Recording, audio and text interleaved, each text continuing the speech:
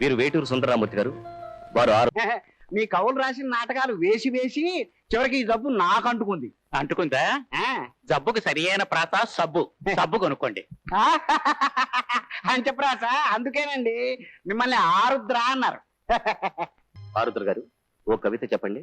కవిత కవిత కోసమే నేను పుట్టాను, క్రాంతి కోసమే కలం పట్టాను. కవిత కోసమే నేను పుట్టాను, క్రాంతి కోసమే కలం పట్టాను. ఎండ మావులు చెరిపి పండు వెన్నెల నిలిపి గుండెవాకిలి తలుపు తట్టాను. కవిత కోసమే నేను పుట్టాను. సుందరమూర్తి గారు, ఓ మంచిగా ఏం చదవండి. నెలవంక నిదురించు నెలత పెదవులపైని అలవోక నగవు వెన్నెలలు విడిసిన వేళ తలపు టంగీలలో వలపు దారపు పోగు. తలపు టంగీలలో వలపు దారపు పోగు బాగుంది. త్రుంచి నేనందింతునా పులుగునై మించి ఆనందింతునా.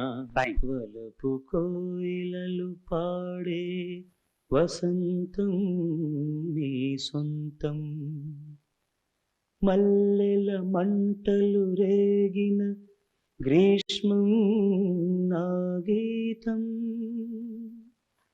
పున్నమి పూవై నవ్విన వెన్నెల మీ ఆనందం, ఆ వెన్నెలతో చితిరగిలించిన కన్నులు నా సంగీతం. ప్రసాద్ గారు, లేషన్స్, కంగ్రాచులేషన్స్. బాగుంది, చాలా బాగుంది. అచ్చట పుట్టిన చిగురు కొమ్మైన చేవ అన్నట్టు మీ ఇంట్లో పనిచేసే వాళ్ళు కూడా కవిత్వం చెబుతున్నారంటే రియల్లీ మార్లెస్.